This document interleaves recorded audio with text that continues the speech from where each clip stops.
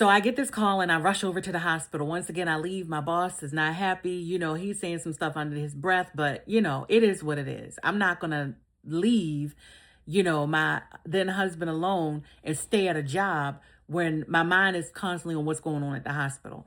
So imagine this scene. I get to the heart ICU, right? It's CVICU at that time. I don't know if it's changed the name, but I walk into the hospital and who do I see running down the hall toward me?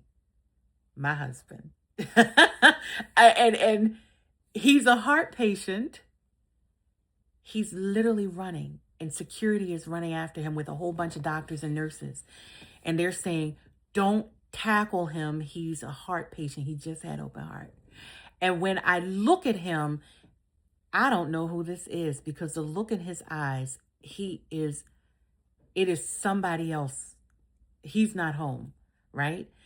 And so he sees me, he slows down. Now he recognizes who I am. And he comes over and he's, starting to talk to me and I'm coaxing him. And I'm like, what's going on with you? What are you doing? And he's, hi, honey. I mean, he's loopy. He's out of it. Hi, honey. How you doing? What are you doing here? Like, this man doesn't remember that he's had an open heart. From what I understand, he pushed himself out of bed and he screamed because, the whole sternum, this bone here, looks like bread tied, wired so that it could heal.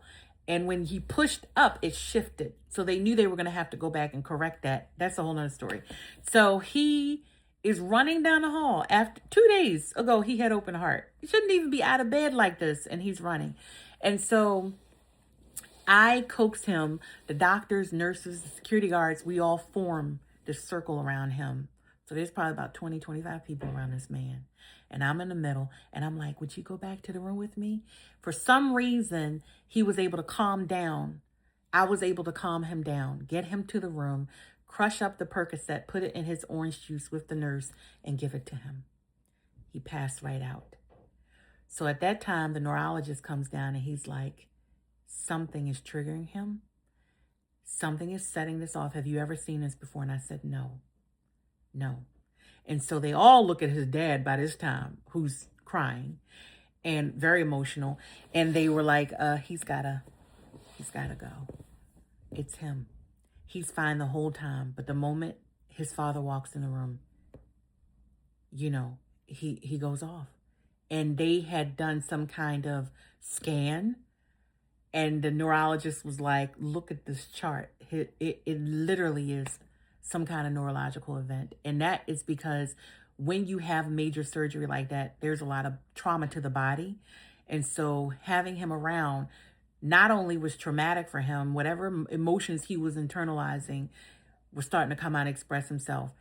And the crazy thing about this is that when he would get up, so after the Percocet wore off and he wake up and I'm in the room, he was himself. He remembered none of this. And to the day that we separated, he never remembered anything that happened during these events.